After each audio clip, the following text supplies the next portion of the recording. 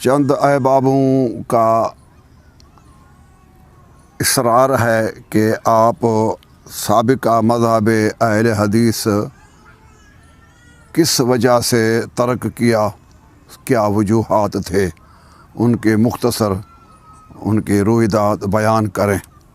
تو اس سلسلے میں 72 میں مناظرہ ہوا تھا حیدرآباد، اس وقت ضلع حیدرآباد، نیو سعید آباد اس میں تحصیل تھی۔ جمعہ کا خطبہ بھی میں دیتا تھا، تو میں جمعہ کے خطبوں میں شیعہ مذہب کو بہت کوستا تھا، بہت ان پہ میں برستا تھا، بہت میں شیعوں پر جرح کرتا تھا۔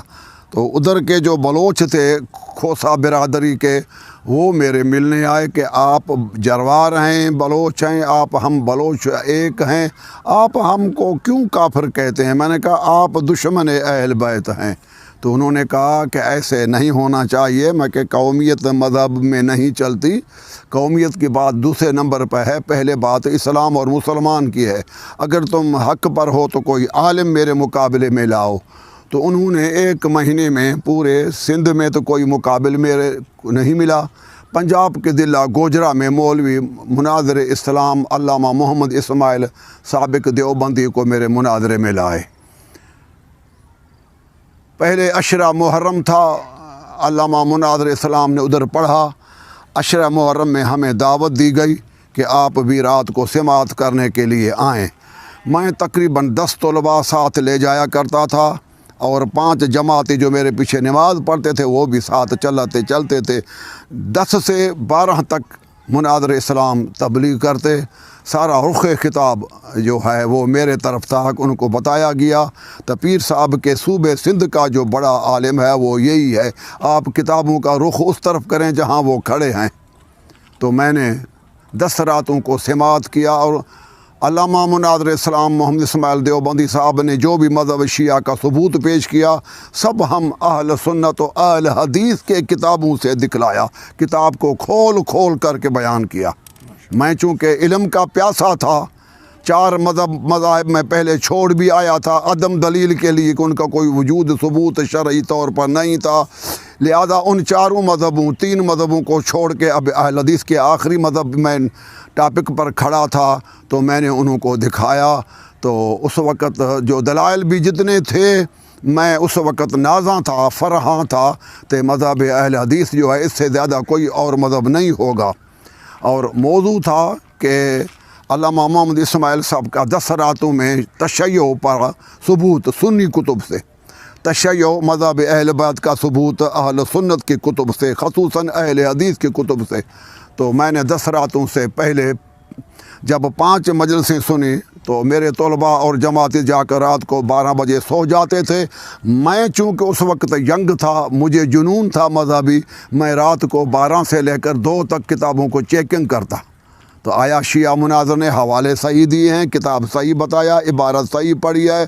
تو میں جا کے 5 راتوں تک یہی کام کیا، دلائل کی چیکنگ کی، پوری دیکھ بھال کی، مجھے ایک دلیل بھی ان کی غلط نہیں نکلی۔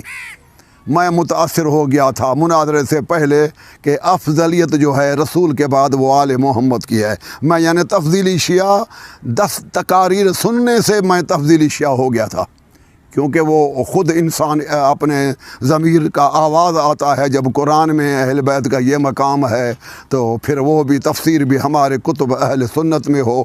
تو میں اعتقاداً تفضیلی شیعہ ہو گیا تھا، جیسے شاہ ولی اللہ تفضیلی شیعہ ہیں، جیسے امام راضی تفضیلی شیعہ ہیں، اس قسم کے اور کافی اکابر ہیں۔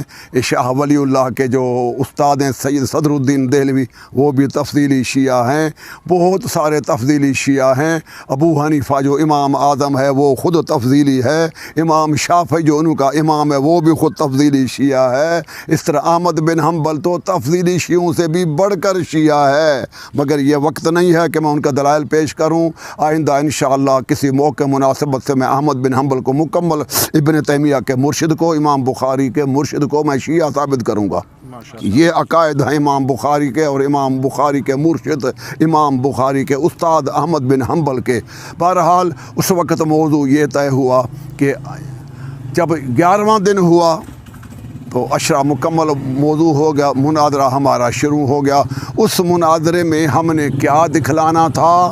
ہمیں انہوں نے کہا کہ آپ حضرت ابو بکر کا نام قرآن میں دکھلائیں۔ میں نے کہا کہ میں ابو بکر کا نام قرآن میں دکھلاؤں گا جنون میں، مگر وہ ہمارا جنون تھا، جوانی شباب تھی۔ اس وقت مجھے انہوں نے کہا کہ اب آپ کا ٹائم پورا ہو گیا ہے، اب ہماری باری ہے۔ تو کل پاکستان شیعہ مناظر محمد اسماعیل دیوبندی صاحب کا نے قرآن پاک منگوایا، کلام اللہ کھول کے 15واں سپارہ سورہ مریم کی آیت پڑھی، بسم اللہ الرحمن الرحیم، وَجَعَلْنَا لَهُمْ لِسَانَ صِدْقٍ عَلِيًّا۔ اللہ تعالیٰ نے فرمایا کہ میں نے 1.25 لاکھ انبیاء کے مذاہب کی ترجمان علی ابن ابی طالب کو بنایا ہے۔ یہاں علی جو ہے یہ ترکیب کے لحاظ سے بھی، عربی عبارت کے لحاظ سے بھی، اور آل محمد کی تفسیر کے مطابق، کیوں کہ مولویوں پر قرآن نازل نہیں ہوا، کسی بھی مذہب کا عالم ہو، عالم پہ قرآن نازل نہیں ہوا، قرآن محمد رسول اللہ صلی اللہ علیہ وآلہ وسلم پر نازل ہوا ہے۔ لہذا رسول اللہ اس آیت کی تفسیر کریں یا رسول پاک صلی اللہ علیہ وسلم جس کو قرآن کا وارث قرار دیں، تو پیغمبر پاک نے قرآن کا وارث علی ابن ابی طالب کو قرار دیا ہے۔ اس کے لیے کئی حدیثیں صحیح موجود ہیں، مثلا انا مدینۃ العلم و علی بابھا، یہ صحیح سند ہے۔ بوقت میدان مناظرے میں میں ثابت کروں گا کہ یہ سند صحیح ہے، کسی بھی محدث کو جرأت نہیں ہوگی کہ اس پر جرح کر سکے۔ میں علم رجال کے وہی محدث جرح و تعدیل کے اماموں سے ثابت کروں گا کہ یہ حدیث صحیح ہے، اور سندن بھی اور معنوی طور پہ بھی امیر المومنین میں یہ صلاحیت موجود ہے کہ وہ دروازہ علم نبوت کا حامل ہے۔ چنانچہ علماء سنی محدثین نے اس حدیث کو صحیح مانا، حسن مانا۔ دوسری حدیث ہے القرآن مع علی وعلی مع القرآن۔ تیسری حدیث ہے کہ وَلَا تُعَلِّمُوهُمْ فَإِنَّهُمْ أَعْلَمُ مِنْكُمْ، اے میرے صحابیوں تم میرے اہل بیت کو نہ پڑھاؤ، میں نے تم صحابہ سے اہل بیت کو علم قرآن زیادہ پڑھایا ہے۔ تو اس قسم کے احادیث میں وہ ثابت تھا۔ تو علی علیہ السلام جب آل محمد ہیں تو ان کا علم رسول پاک سے منتقل ہو کے علی ابن ابی طالب کے پاس قرآن کا علم آتا ہے۔ تو اب ہم رسول جو چھوڑ گئے تو وہ بھی 2 چیزیں چھوڑ گئے حدیث ثقلین میں، قرآن و اہل بیت۔ قرآن و اہل بیت کو رسول چھوڑ گئے۔ ہم صحابہ سے ترجمہ نہیں پوچھیں گے، یا رسول اللہ سے پوچھیں گے یا علی ابن ابی طالب سے پوچھیں گے۔ تو اس حدیث ثقلین متواتر ہے، یہ حدیث متواتر ہے۔ اس حدیث میں پیغمبر نے ساری امت کو قرآن کے سمجھنے کے لیے اہل بیت کے حوالے کیا ہے۔ اس لیے امام عبدالرؤف مناوی جو شافعی امام ہیں اپنی کتاب فیض القدیر میں لکھتے ہیں وَالصَّحَابَةُ كُلُّهُمْ فِي فَهْمِ الْقُرْآنِ مُحْتَاجُونَ إِلَىٰ علی ابن ابی طالب، کہ تمام صحابہ قرآن کو سمجھنے کے لیے علی کے محتاج ہیں۔ یہ سنی امام کا قول ہے۔ لہذا میں نے قرآن پاک کو ترجمے اسی آیت وَجَعَلْنَا لَهُمْ لِسَانَ صِدْقٍ عَلِيًّا کا ترجمہ علی علیہ السلام سے پوچھا گیا تو آپ نے فرمایا وہ میں ہوں۔ امام سجاد نے فرمایا میرے دادا علی ہیں۔ حسن حسین نے فرمایا اس آیت میں جو لفظ علی ہے یہ ہمارا دادا، ہمارا بابا علی ابن ابی طالب ہے۔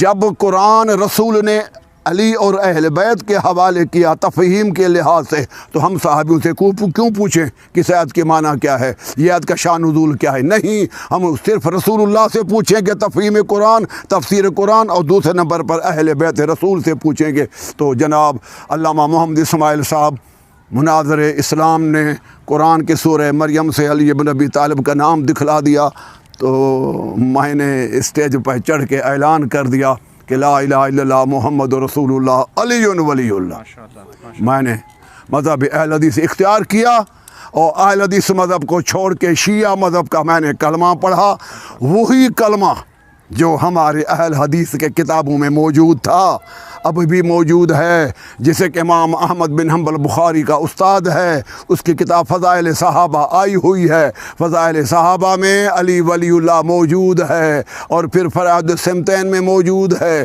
در منصور میں موجود ہے، ریاض النظرہ میں موجود ہے، کئی سندوں کے ساتھ۔ جب اہل حدیث کے کتابوں میں رسول پاک نے کلمے میں ہمیں علی ولی اللہ دے دیا تو ثابت ہو گیا کہ کلمے میں میں علی ولی اللہ پڑھنا جائز ہے، اس لیے میں شیعت قبول کر دی۔ شیعت کی معنی ہی وہی ہے جو قرآن نے ہمیں مودت آل محمد مانگی ہے کہ رسول کے بعد اہل بیت سے محبت کرو۔ اہل بیت کی محبت کرنے سے آدمی شیعت کے پہلے سیڑھی پر قدم رکھ جاتا ہے۔ چنانچہ فتح الباری میں خاتم الحفاظ ابن حجر اسقلانی نے کہا ہے کہ وہ تشیع ہوا محبت علی۔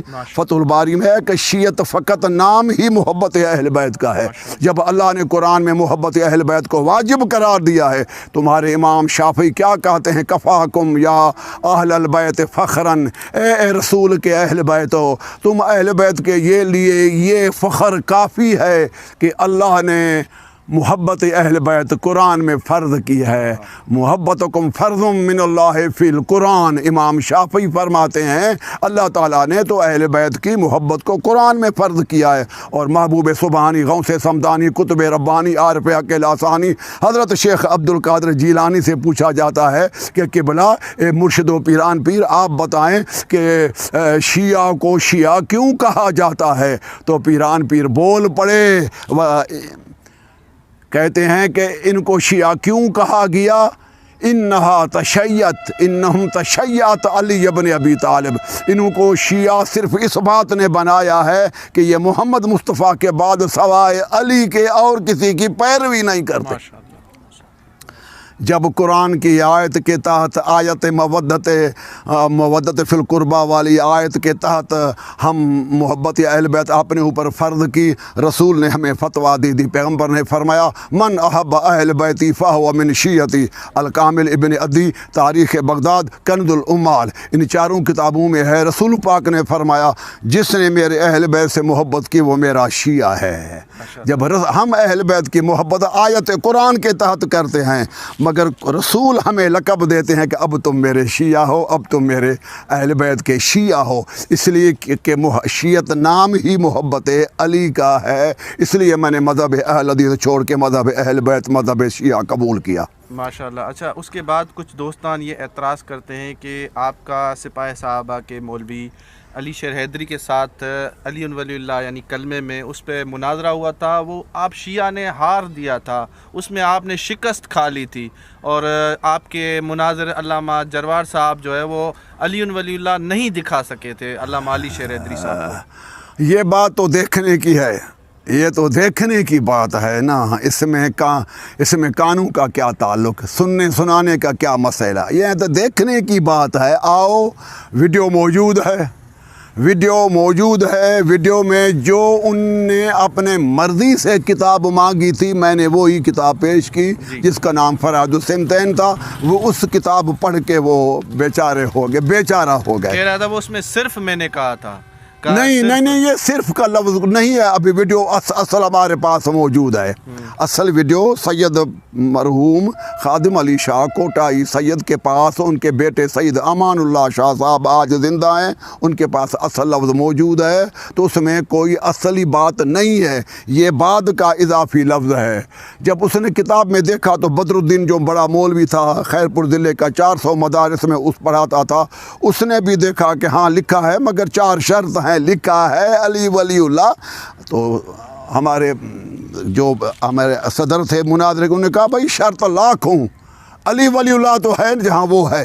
جب علی ولی اللہ تیرے کتاب میں لکھا ہوا ہے 4 شرط ہوں 8 ہوں، ہم بھی کہتے ہیں تو اچھی بات ہے کہ شرط ہو، مومن ہو، پاک ہو، صاف ہو، جھوٹ نہ بولنے والا ہو، وعدے کا وفا کرنے والا ہو، دیندار ہو، یہ شرط ہم بھی مانتے ہیں۔ شرطوں پہ بحث نہیں ہے، بحث ہے لفظ علی ولی اللہ پر۔ وہ اس میں جو عبارت لکھی ہوئی تھی من اراد فی دخول هذه الابواب الثمانیہ، وہ آپ کہہ رہے ہیں کہ وہ شرائط ہے۔ اچھا، یہ کہہ رہے تھے موضوع میں یہ تھا کہ آپ دکھائیں گے کہ رسول معظم نے کسی کو مسلمان کرتے ہوئے پڑھایا؟ نہیں کرتا، نہیں، ہمارے پاس وہ تحریر موجود ہے۔ یہ موضوع نہیں تھا؟ ہاں نہیں یار، یہ جھوٹ ہے، بات کو ہلکا کرنے کے لیے کلمے میں دکھانا ہے، بس دکھانا ہے رسول پاک کی زبان سے۔